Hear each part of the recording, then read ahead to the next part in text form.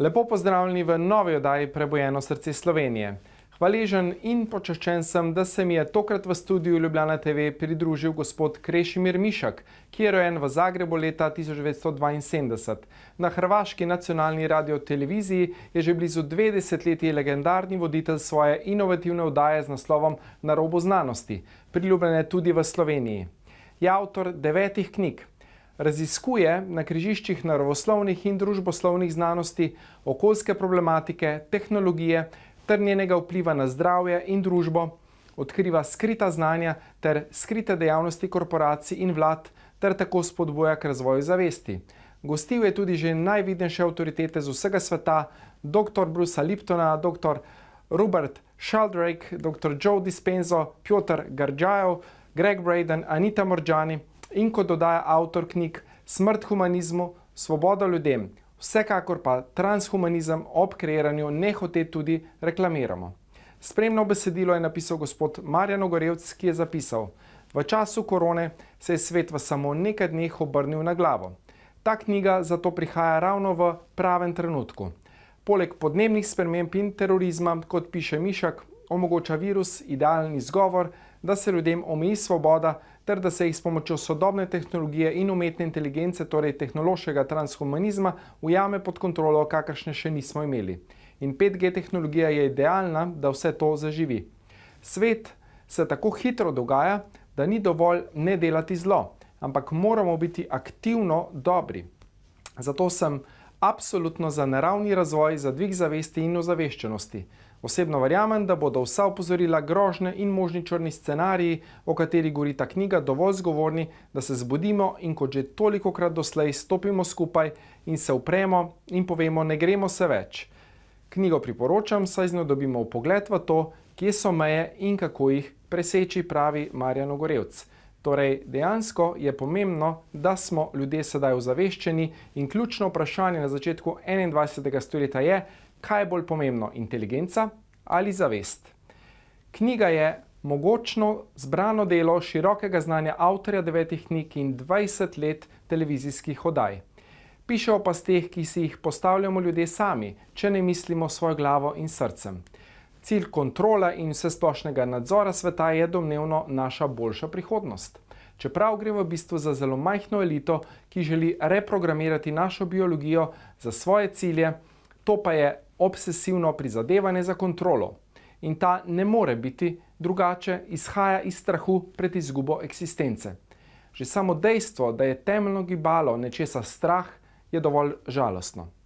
A ljudje se kolektivno sedaj hitro prebujamo in verjamem, da bomo zmogli ohraniti človečnost in čut za sočloveka. Počaščen in hvaležen sem, da se je odzval mojemu povabilu gospod Krešimir Mišak.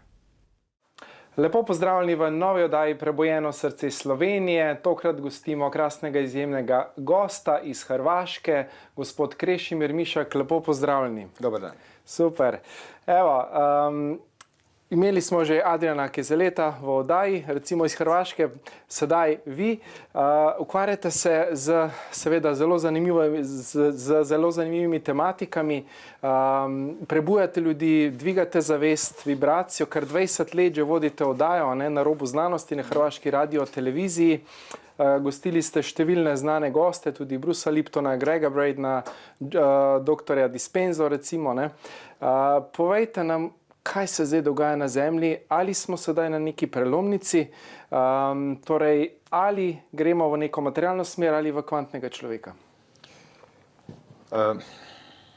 Na svako takvo pitanje u stvari lako odgovoriti, ali problem što se čovjek susretne s nekim pojmovima o kojima je možda nenaviknut misliti i onda bi zapravo odgovor zahtijevao još neko šire tumačenje. Ali kad bi baš ti odgovoriti na pitanje što se danas događa u svijetu, onako najbolje što mogu, pa sad ako nekom nedostaje neka stepenica, probat ću biti kratak, mislim da smo mi zapravo sad u jednom dijelu jednog vremenskog ciklusa koji inače je obilježen precesijom od 24.000 godina, danas kažemo 25.920, ali u stvari možda i dođemo na to. Znači, taj ciklus gdje se naša zemljina osa ovako vrti kao udaren iz vrk je u stvari nešto po čem su mnogi naši preci imali nekakav dugogodišnji kalendar. Kao što mi znamo da se Zemlja vrti oko svoje osi, to je dan, oko Sunca to je godina, oni su imali i taj. I odraz toga imamo u brojnim tradicijama. Kod Grka, bogovi, polubogovi, heroji, ljudi. Uvijek je neki pad posrijedi. Zlatno doba, srebrno, brončano, željezno, ili recimo, ne znam, Satja juga, treća juga, slavenski u stvari treća juga, naopako Dvapara juga, druga, Kali juga, neko bi rekao Kaljuga, odnosno blatna, nekakva blatna bara. I, kako se zove, čini se, kao što je jedan autor, Walter Krutenden, dobro nekako nanjušio, da to vrtnja precesije, zbog čega je ona služila našim predsima kao tako dobar kalendar? Pa, niko ne može baš objasniti njeno podrijetlo. Zašto se Zemlja baš tako vrti i pritom uočimo i tu paralelu. 24 sata dan, oko 24.000 godina kao jedno ovako kuriozitet. I on je rekao, možda je to zato, jer inače je teško koristiti to kao takav precizan sat. Aha, sad ideš gore, sad ideš dolje. Kako tako precizno? I onda je rekao, možda Zemlja kruži oko drugog svemirskog tijela i kako ulazi u stanja pobuđenog elektromagnetskog okoliša više ili manje, tako se mijenja ljudska svijest. Recimo, ako čovjeka zatvorite u Faradayjev kavez, izolirate od svih zračenja, on pada u depresiju. Ako mu pojačate zračenja, on doživljava ekstatična stanja, mistična iskustva i sl. Znači, mi smo uronjeni u to more koje ne primjećujemo i koje primjećujemo tek kad ga se zagadi s antenama i takvim stvarima. Uglavnom, po tim ključevima svim se čini da je zapravo čovječanstvo sada već jedno 400, već jedno od dodir tih dviju Kali juga, padajuće i uspinjuće, po tom jednom Jukerčvaru, poznatom vedskom znanstveniku s kraja 19. stoljeća iz knjige Holy Science, najdublja točka je bila znači oko 500. godine nove ere. Dakle, tu juge nisu duge milijunima godina, nego kraće. I zapravo smo mi sad odmakli 400 godina Dvapara juge, kako bi to bilo po tom kalendaru.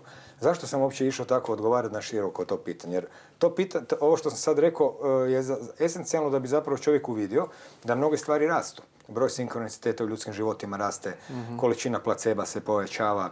Mnoge stvari koje nisu mjerljivo, egzaktno, znanstveno, ali su dio ljudskog doživljaja, koji se tek osobnim analognim razgovorom s drugim čovjekom može i saznati, pokazuju da zaista se stvari mijenjaju, ne zato jer ljudski rod se razvija pa je neko izmislio novi motor. I sada unutar tog razvoja također tu postoje određene, ajmo reći, onako tehnogene sile, kako bih čak rekao, koje taj isti zapravo napredak nekako usmjeravaju u čisto tehnološki napredak i ni u šta drugo.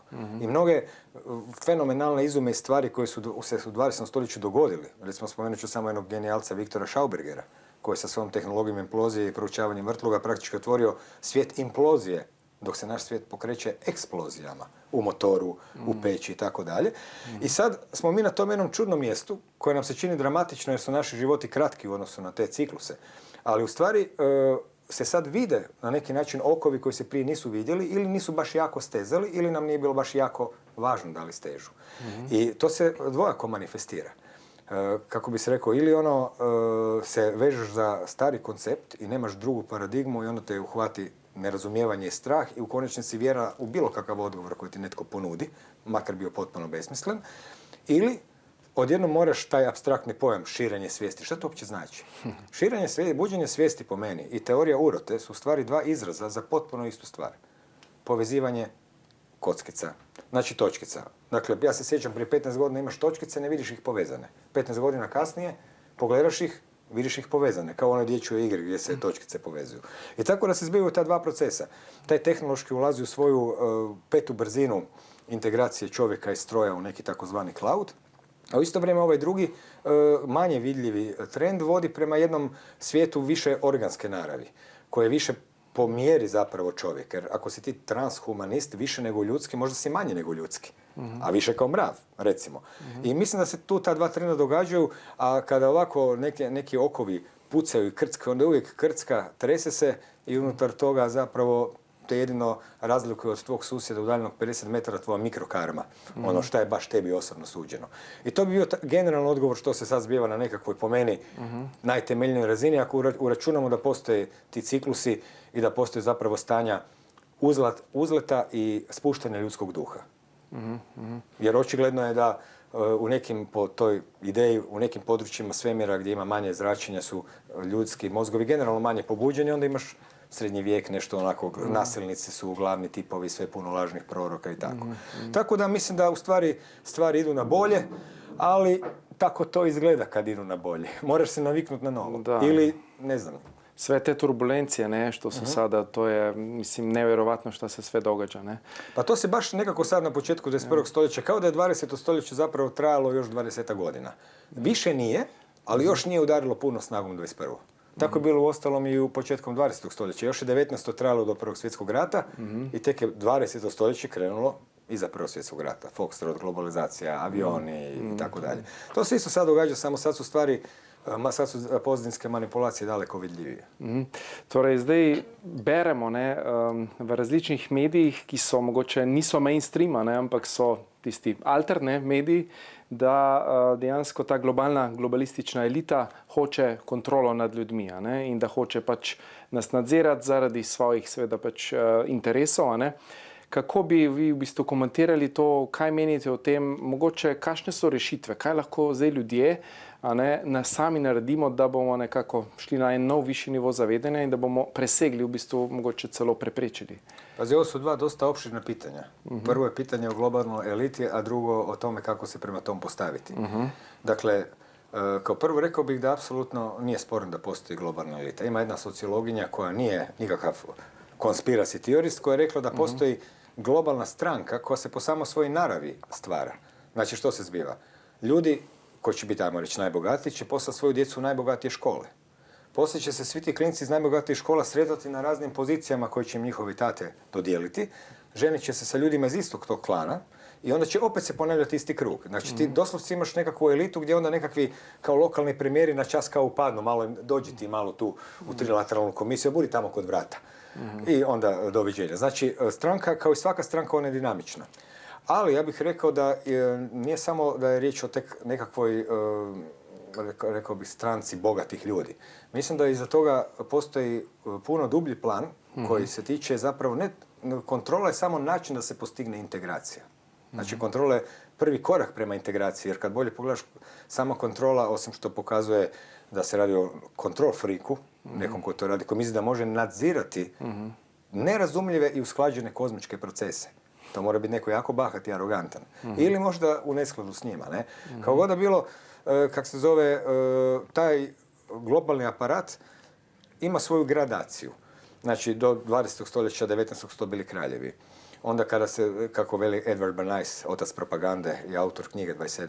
napisao knjigu o propagandi, recept, rekao je, gledajte, onda pojavila se ta nekakva društvena težnja prema slobodi, jer ona je dio onog vala. A on je rekao, zato smo im dali predstavničku demokraciju i nevidljivu vladu koja ima svoj alat koji se zove propaganda. To je napisao 27. godine. Američki film je najveći promotor toga i to je napisao u vrijeme crno-bijelog njemog filma. I onda, nakon Drugog svjetskog rata, se svijetom počelo upravljati kroz nizove organizacija svjetskih i društvenih. Neke su poznate. MMF, UN, Svjetska banka. Za neke znaš da diktiraju politike. Vijeće za vanjske poslove u Americi, Kraljevsko vijeće za vanjske poslove u Britaniji. Za neka znaš da postoje, ali ne znaš o čem se priča. Bilderberška skupina, trilateralna komisija, Rimski klub za globalno zatopljenje. I tu se zapravo plete jedna mreža, kak se zove, preoblikovanja svijeta, ono što se kaže globalizacija, u nešto jednobrazno. I to se čini kao da je tek posljedica profita, da bi se kao lakše prodavale iste stvari svuda. Ali sad se sve više otkriva zapravo, pogotovo kroz suvremenu kompjutersku tehnologiju, koja prije nije bilo u toj mjeri, i kada je recimo Elon Musk patentirao Neuralink, znači žica direktno u glavu, internet, da se tu ide puno dalje. Da se tu zapravo spajaju nanotehnologija, biotehnologija, neuroznanost i ova informatičko-komunikacijske tehnologije u jedno područje znanstveno koje skupo ide na konferencije. I malom djetetu je jasno kuda to vodi. Znači, sad se nameće puno teže pitanje. Ako je već neko želi integrirati čovjeka i računalo, ili kako se to popularno kaže, loadati u cloud na ovim novim englesko-domaćim jezicima, u tom slučaju se nameće pitanje tko je taj kog bi se trebalo navodno učitati, odnosno dolazimo do najstarijeg mističnog pitanja svih vremena, ko sam ja? Znači, jer jedno je preslikati neuronske obrazce koje nastaju mojim razmišljanjem u nematerijalnom umu, ali ko sam ja koji razmišlja?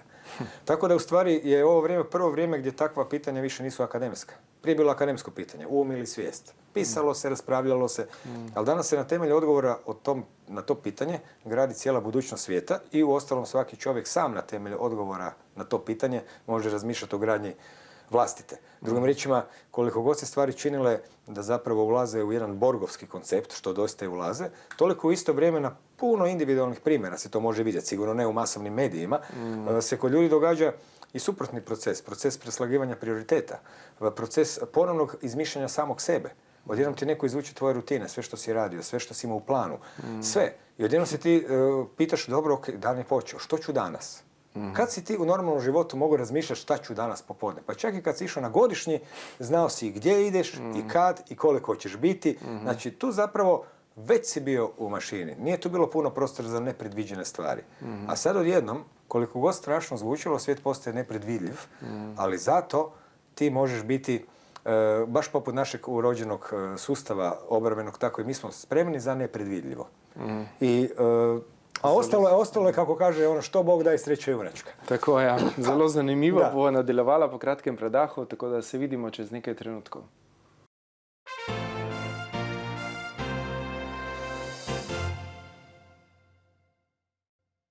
Pozdravljeni v drugem delu oddaje Prebujeno srce Slovenije, z menoj izjemen gost Krešimir Mišak.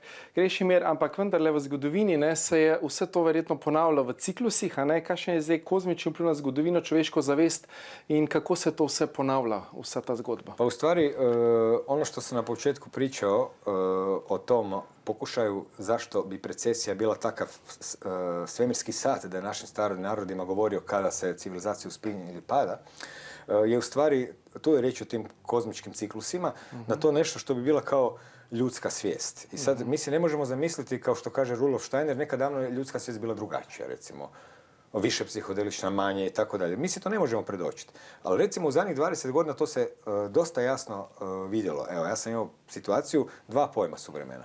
Znači, sinkronicitet, transhumanizam. Jedan i drugi su se pojavili u nekim emisijama koje smo snimali, znači o sinkronicitetu 2004. 5. Pazi kako je to davno bilo. I u isto vrijeme i ova druga. U to vrijeme sinkronicitet nije bilo nešto što se ljudima događalo. Emisiju su izdali na leđima mladi jungovci, jer je to tema koja se povezuje s Jungom, sinkronicitet, bla, tručevog ista, i ti zapravo u tome nisi vidio nešto toliko esencijalno važno kao što danas vidim kada to postane ko nekakva vrata koja ti se otvaraju, ne zatvaraju. Mislim, nevjerojatno, oni me uvijek ispunjavaju nekim zadivljenjem. A potom je bila emisija s jednim mladim entuzijastom iz nekog računalnog časopisa o transhumanizmu, ali na onaj tehno-optimistički način što budućnost nudi. Pa kibozi, pa roboti, pa kuća koja se otvara, frižider koji naručuje mlijeko, sve kao nekakva vrhunska udobnost. Uopće se ne pitaš, pa onda neću morati ići u dućan, pa se neću ni prošetati, ništa od toga. Malo ti je nešto čudno, kao što ti kod onog malo nešto simpatično. I ono kao, da, malo je to čudno, ali još nemaš ideju ICT, još nemaš ideju povezivanja i svega. I ti zapravo iste podatke vidiš na neki način nepovezano, ne vidiš njihove implikacije. 15 godina kasnije, kad sam opet radio emisiju o sinkronicitetu i opet o transhumanizmu, odjednom su svima uključenima, a i uključujući i širu publiku i generalno ljude, mnogi od tih točkica postale vrlo jasno i kristalno povezane. Što se promijenilo? Evo, daću još jedan primjer. 70-ih da ste vi recimo došli nekom liječniku, pogotovo u Americi, i rekli mu da osjećaj imaju neke veze sa zdravljem. Čovjek bi se vjerojatno počeo grohotom smijati, makar je bilo nekih pionira tad koji su to otkrivali. Danas, svi liječnici, evo, bila je Nela Sršan koja je rekla da već po izrazu ukočenosti mišića na licu, onaj onkolog može reći koji tip raka čovjek ima. Znači, veza emocija i rak na duši. Upravo tako. I sad šta se tu događa? Dakle, danas svaki liječnik zna i podrazumijeva da naravno da emocija ima veze sa zdravljem. Ali knjige se nisu promijenile. Što se promijenilo? Otkud ta prevladavajuća spoznaja se pojavila kad nije iz knjiga, udžbenika, laboratorija? Pa ja mislim da to uočavanje tih veza koju prije nisi vidio pa jesi, pa vidiš još i više, upravo to što se zove pozitivno buđenje svijesti, to znači povezivanje točkica, ili pejorativno teorija urote, što je isto povezivanje točkica. Ali to ne možeš prisiliti. To kad se dogodi, se dogodi. Kao da čak nije ni individualna stvar, nego rekao bih kolektivna. Ja znam da prije 30 godina, kada je William Engdahl napisao knjigu Stoljeće rata, koja zapravo je bila bestseller u Hrvatskoj, makar je izvorno objavljena prvo u Hrvatskoj. Jedan hrvatski izdavač je vidio na jednom sajmu. Mi smo to čitali 98. Nevjerojatno, 7 naftnih tvrtki koje upravljaju svijetom, ubijaju predsjednike. Pa mi smo mislili da je to kraj svijeta, sad smo sve otkrili.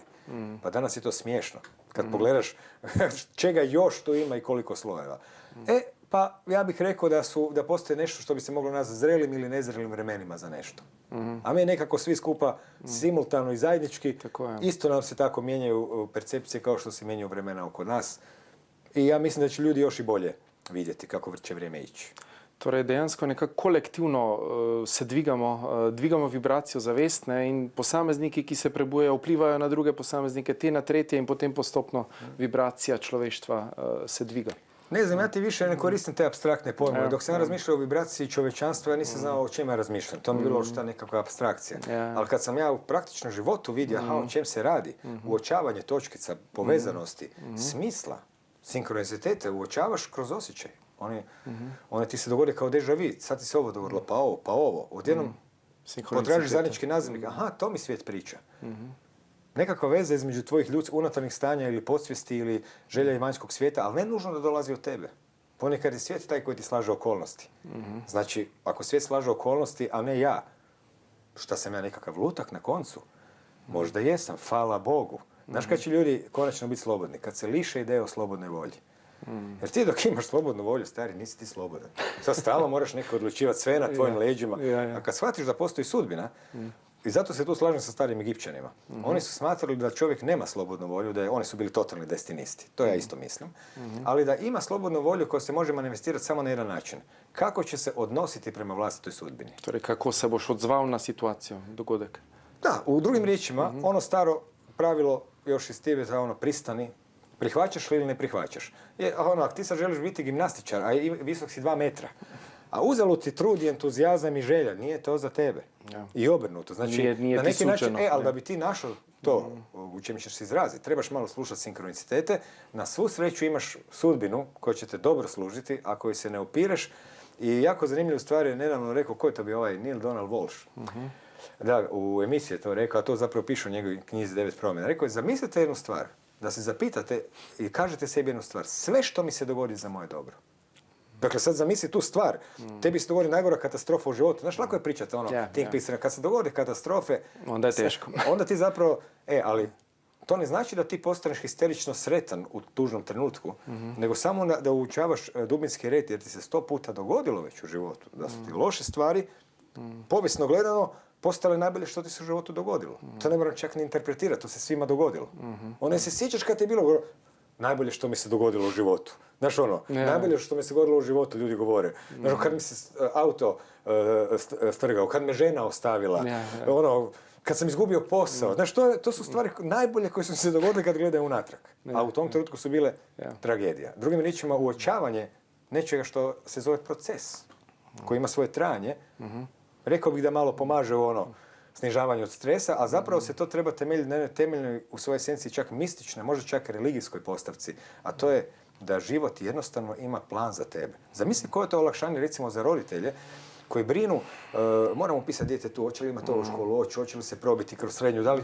A ti gledaš, umjesto da taj roditelj pogleda svoj život unatrag i veli, pa čovječe, šta god sam ja zamislio, život je imao plan. Tu sam sreo ovog, tu se ovo dogodilo, pa i za moje dijete život ima plan. Opusti se. Znaš, ništa ne presuđuje u životu, pa evo, ja se ni ne sjećam ni 3 dana iz svoje osnovne škole. A sad zamisli koliko svi roditelji, troše energije i vremena za užasno važne događaje u osnovne škole, koje u konačnici nemaju nikakav značaj.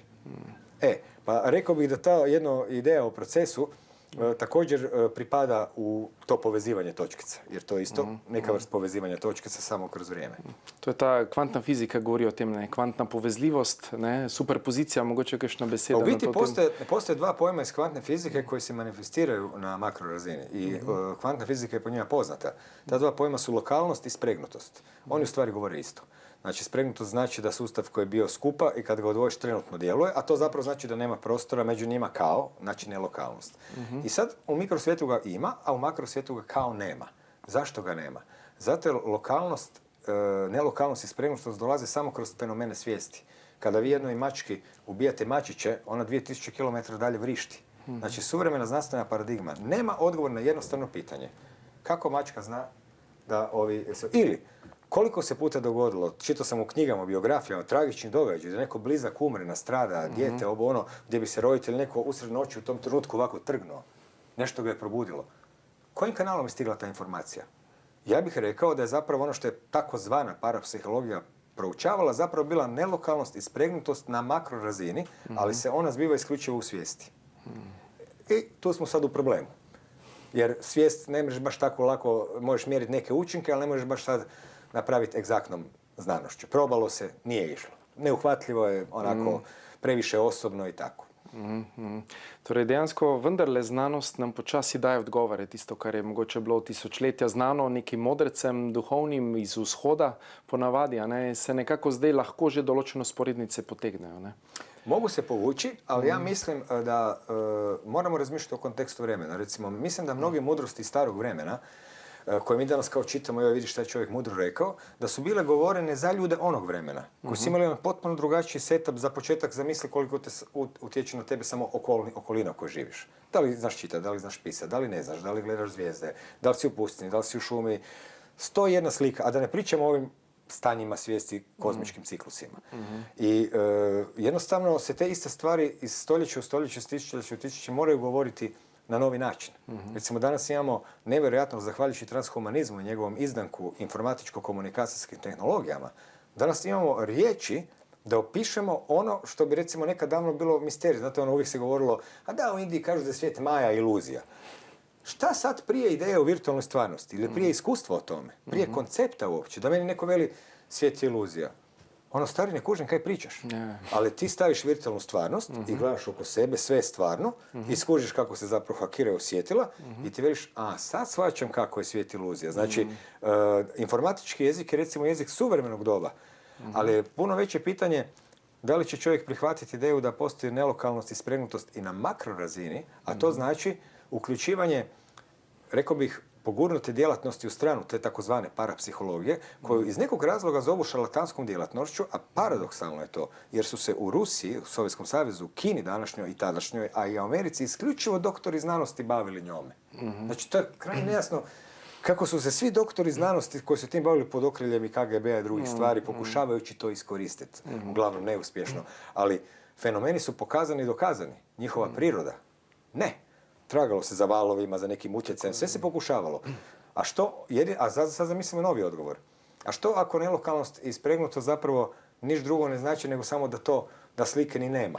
Nego ona situacija, znaš, kad ljudi umru, pa kažu da mu se činilo kao da je sve u isto vrijeme. I gore i dolje, i lijevo i desno, sve u isto vrijeme vidio. Znači, sad zamisli da si u takvoj nama nezamislivoj izvanvremenoj točki. Onda si sad već možeš, lakše zamisliti taj kanal, zapravo nikad nisi ni bio odvojen. To ne znači da se ti spojio. To samo znači da je događaj imao dovoljno jak intenzitet da probije ono što bi se reklo u filmu Matrix. Tako je, matrica da si a ta matrica je u stvari uvjerenje u tvom umu, jer naravno ovaj film Matrix koji danas, makar su ga svojevremeno svi gledali, danas cijele generacije postoje koje uopće nisu gledale, što je šteta, on zapravo u svom temeljnoj postavci doslovce opisuje kako stvarnost funkcionira. Mislim, dok hodam ulicom, možda je teško o tom razmišljati, ali čekaj malo. Neka frekvencija se dolazi, pa u mozgu se pretvara u impuls, pa on, na temelju čega naš mozak rekonstruira sliku koja je kao vani.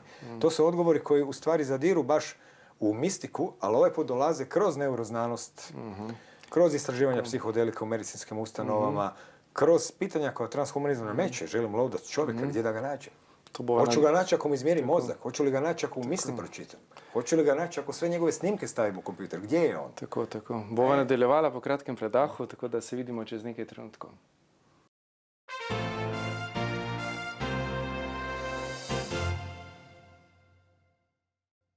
Pozdravljeni v tretjem delu oddaje Prebojeno srce Slovenije z krasnim gostom, Krešimirjem Mišakom. Ja, dr. Lipton je tudi rekel, ste ga tudi gostili v oddaji, da je film Matrica dejansko dokumentarec, da to ni film.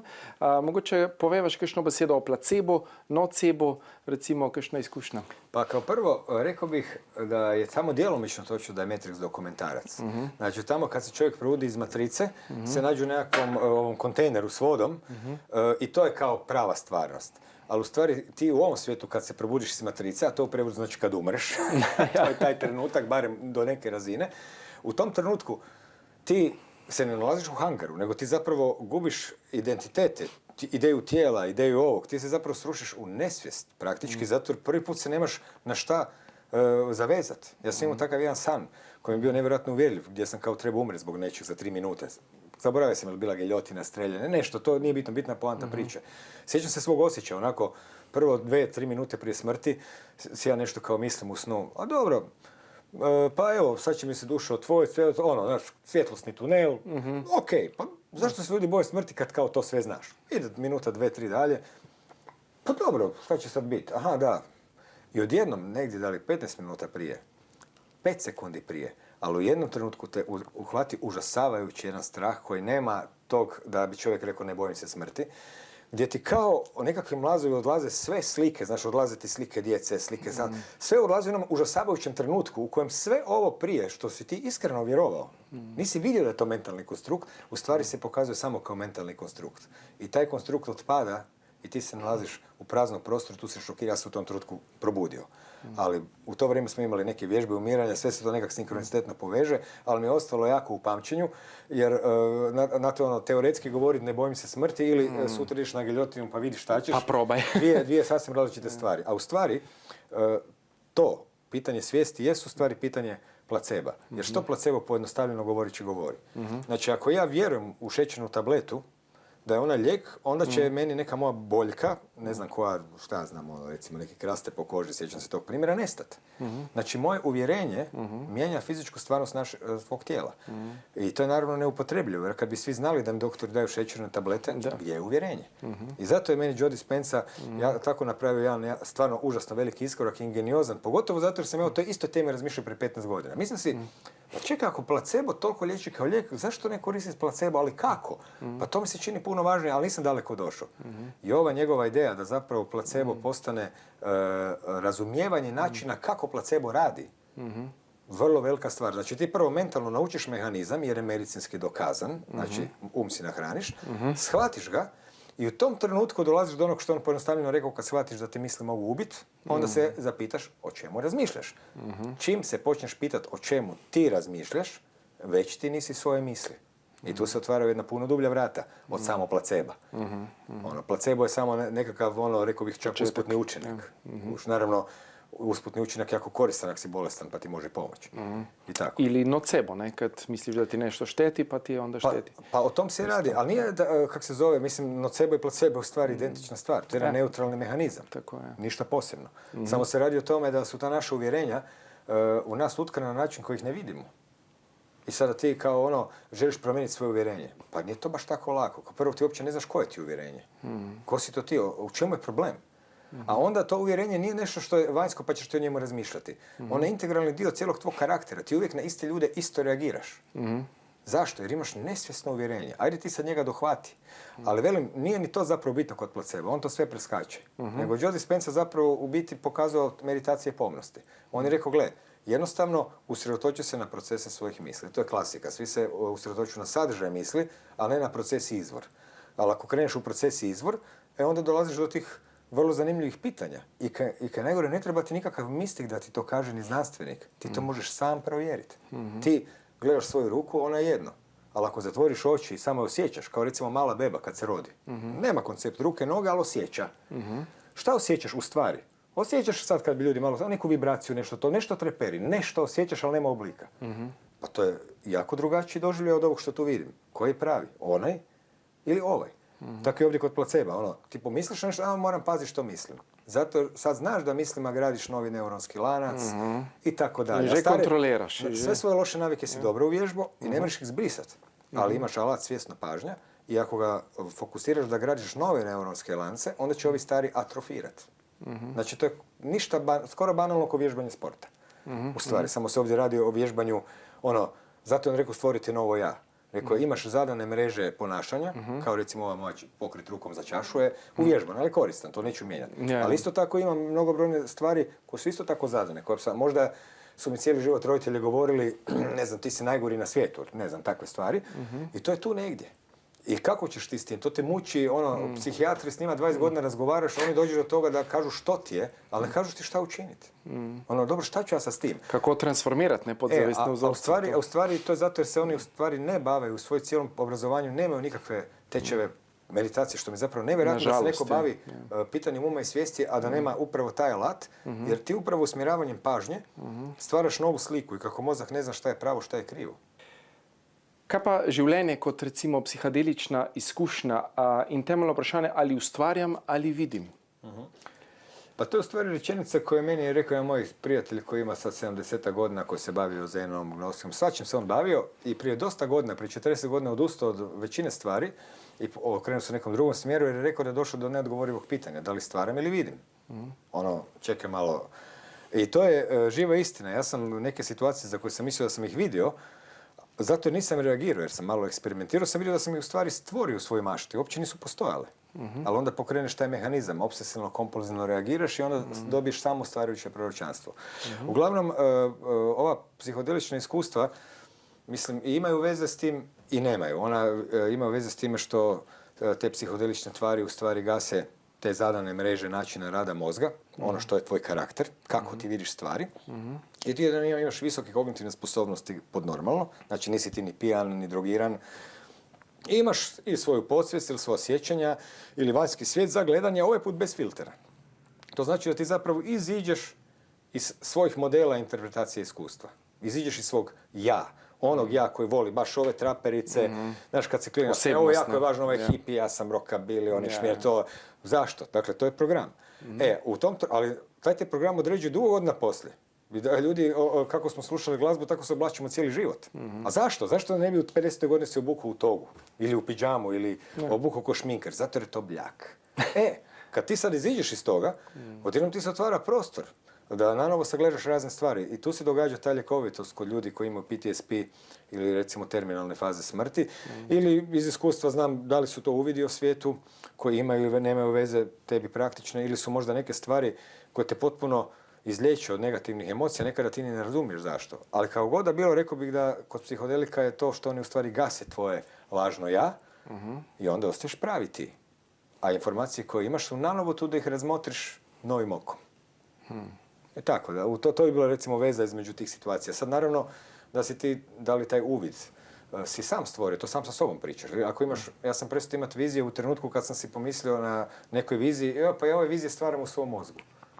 To uopće nije zabavno, svi hoće kao neki crtići. One su prestale, ali sam se tad mogu usredotočiti na važne stvari. Na unutarnje dijaloge, na neka druga razumijevanja, fraktalna i tako dalje. I u stvari je više riječ o tome da ti na novi način vidiš stvari. Imao sam nekih poglavlja u jednoj knjizi Duhovni ratnik i beskrajni kozmički orgazam, gdje ti, počneš o nečem jednostavno razmišljati. Recimo, u psilocibinske gljive imaš onako obadje polutke ti jednako rade i nekakva tema se pojavila kao pitanja o rasprava o odgoju. Ja bi to snimio na diktofon, poslije bi dao nekom da mi skine, kćerima ili tako dalje, odjednom sam dobio gotovi tekst o nekom eseju, znaš tipa o slobodnoj volji i slično. Znači, i probao sam čak drugi dan pričati tako u diktafon povezano na razini golog teksta, nisam mogao, jer govorni jezik je drugačiji. Tako da, u stvari, bih rekao da uvidi i razumijevanja su jedino što čovjeku u životu u stvari treba za bilo što. Pazi, i za sreću čak, jer ako ti imaš uvide u stvari i ako uspiješ sagledati nesretne događaje na taj način, kao što je rekao Lipton, Neil Donald Walsh, sve što se događa za tvoju korist. Ti zapravo prelaziš tu granicu između takozvane nesreće i takozvane sreće. Zapravo ti nisi nikad ni sretan ni nesretan. Ti si takav kakav jesi. Pa, jesi sretan, jesi nesretan. Evo ja iskreno ne znam jesam li sretan ili nesretan. Mislim da sam sretan, jer ništa me posebno ne boli. Obično sam u životu nesretan kad me nešto boli, to me muči. A ovo ostalo vrijeme, šta? I sad dođu neka depresivne misli, stvarne su. Ima dana kad ti svijet izgleda kao bezizredno mjesto. I šta? Nekako znaš da će proći, ne pomaže ta spoznaja baš puno. Ali malo ipak da. Kužiš, nekako se sjećaš pa doći će neki dan kad će se opet probuditi dobre volje. Ja, sem imel lastne izkušnje depresije, tako da vem, kako je to. Ne? Ko dejansko vidiš vse črno in je nerealno črno. Ne? Ali tebi je to stvar. Ja, tako ne može je. tebi, Zate je tako, to ti je taj, to resnica. To su ti ti navike. Sad zamisli da ti ideš čovjeku koji ima depresiju, ideš njemu racionalno objasniti. Da gledaj čovječe, ne moraš ti biti tužan. Sunce sja, volite mama, pogledaj, lijepo izgledaš, ili ti fino je ručak finje. Ne možeš ti nekom objasniti da ne bude u depresiji. To je nemoguće. Ali, to je sad već jedan dulji problem, ali u stvari ova pomnost pomaže i kod tih stvari. Jer ja sam primijetio da suvremena psihologija i psihijatrija se bavi stvarima i prepoznala ih kao objekte. Ali se ne bavi njima, ona se bavi njima. Na neki način ih tako jača. Sagledaj, prouči, promotri. A zapravo bi se trebala baviti prostorom između njih. Znači njih prihvatiti kao takve. Takav si, to je, znaš ono. A onda vježbati, napraviti prostor između akcije i reakcije. Tu se krije sloboda. Znači ja bih htio reagirati, ali odjednom sam pomislio, pa neću. I sad ti vidiš svoje modele interpretacije iskustva i ti u tom prostoru zapravo se događaju stvari. Evo, ja se sjećam te jedne situacije kad je prišao neki klošar na nekoj autobusnoj stanici, kad sam se vraćao, ne znam, iz Beograda u Zagreb. Ja sam stavio na strani pušiti, a on me došao kao nešto gnjaviti. Vidim ga onak masna kosa, tu navučene hlače, bez zuba. I ja bi mu naređe sad rekao, nemoj, please, tu sam stao, Ali u tom trenutku sam kao vježbao to pomno slušanje. Ja si pomislim, dakle, ja ne mogu promijeniti svoje viđenje njega. To moje viđenje je potpuno krivo. Zašto je se on klošao? Zato masna kosa, ali tako ga mi zovemo, takve ljude u našem društvu. Ok, to ne mogu promijeniti. Ali si pomislio, ma baš mi briga, da čujem što ima čovjek za reći. Znači, ne radi se o tome da ti promijeniš doživljaj o nekom, nego ne dopustiš da te tvoja definicija tebe definira. Znači, da ne odredi tvoje ponašanje. Znači, da se ja ne ponašam na tragu tog što sam... I onda se to zdovoljilo. Ja sam prisilio sebe, kao u šali. Dobro, ajde, baš mi briga. I dođe čovjek i počne pričati i sad ga slušam. I on priča i vidim čovjek nije ništa čitao, priča sve povezane, mudre stvari. Znači, ja njega slušam par minuta i velim mu, pa čovječ, ja se s tobom u svemu slažem. Ne znam otkud je to dosta čudnovati neki polumistici klošari. Znači, to je bila ta razlika. I to vrijedi zapravo za sve. Ne da se baviš time što ti osjećaš. Ma ne možeš ti sad mene natjerati da se meni sviđa šminkerska odjeća ako nisam se nikad tako oblačio. Ili da volim klasiku ako je nikad nisam slušao. Tako. Ali možeš sebe napraviti da te to ne odredi. Da si dopustiš prostor. Znači vidiš, ovo mrze, ali ne ponaša se u skladu. Da se ne vežeš, da si nenavezan, čim bolj. Pa zapravo bi vezan je bio jedan malo apstraktni pojam, a doslovce bi se reklo da se prisiliš ne reagirati. A tu ima samo jedan izazov. To nije teško. Lako se prisiliti ne reagirati. A znaš što je teško? Teško se sjetiti da to trebaš napraviti. I zapravo se cijelo vježbanje svodi samo na to da se ti sam sebe prisjetiš da to trebaš napraviti. Jer mi možemo svaki dan udahnuti i obratiti pažnju na dah. I kad ideš to raditi, evo nek svako proba ko ovo gleda, nakon 2-3 sekunde već su misli tamo, ovamo. I zato ne možeš mislima jačati mišić. Jer ne možeš držati svjesno pažnju na mišiću, puno je lakše 3 put po 10. Ali ta potencijalna snaga uma, kao i placebo pokazuje, ona postoji. Ali da bi nju koristio, moraš imati uvježbanu svjesnu pažnju, a to je ta pomnost u starom smislu te riječi. Danas je, nažalost, zloupotrebljavaju mnogobrojne korporacije pa ima nekakve glupe vježbice. Ali tu je u stvari gledanje tko sam ja, tko nisam. I stvaranje prostora. Kuš, ako ja nisam svoje misli, ako ja mislim o njemu to, a ja mislim, pogledam svoje misli kao oblak, šta me briga? Šta ću se sad nervirati zbog toga? Znači ja mislim da bez toga, po meni su se život dogovorila baš granice kad se time počeo baviti, jedan prijatelj me učio zadnjih 5-6 godina. Život prije toga i poslije toga su dvije kvalitete života. Dvije kvalitete života. Totalno bistvena ne kažem razlika. Da se sad tu sve mijenja, ti postaješ nekakav sretni čovjek, nego kako bi se reklo, imaš se čime baviti, u nekom postotku se mijenjaš, vidiš kada si se sjetio, kada nisi, svašta se tu događa. Ali jednostavno pogled na svijet više nije isti. Kad sam ja prvi put shvatio da su osjećaji u meni, znači bili su neki ljudi koji su mi nepravdu napravili, ja mrzio sam ih. Da se ih mogu u tom trenutku izvesti pred streljačke vode, ja bi to napravio. Znaš, kad nekog, šta mi je on napravio? Meni, ja pad. Ali u jednom trenutku kad sam do kuće, na neke sad mehanizme, nema veze, maknuo to, tad sam prvi put vidio, pa osjećaj bio u meni. Ja sam ljut na njih, ali ljutnja u meni. Uzalud mogu ja vaditi tamo pred 20 streljačkih vodova. Ništa od toga. Preuzeti odgovornost za lastna čustva. Znaš kaj, kažeš preuzeti odgovornost, to je tako poznata rečenica, lako je za reći, ali prvi korak je uopće shvatiti jednu elementarnu stvar. Da je osjećaj u tebi. Znači, sad zamisli ovu situaciju. Sretneš najiritantnijeg čovjeka na svijetu. Ubio bi ga. Iritirate i pritom sam sebi moraš reći, ali taj osjećaj u meni. Ali znaš šta se onda događa? Onda te više niko ne može uvrijediti. Recimo, ako dolazi neki sad čovjek, da ja se usjedim i počne me vrijeđati najtežim mogućim riječima. Ja bih ga gledao i mislio si, kakve veze imam ja sa riječima koje izlaze iz njegovih usta?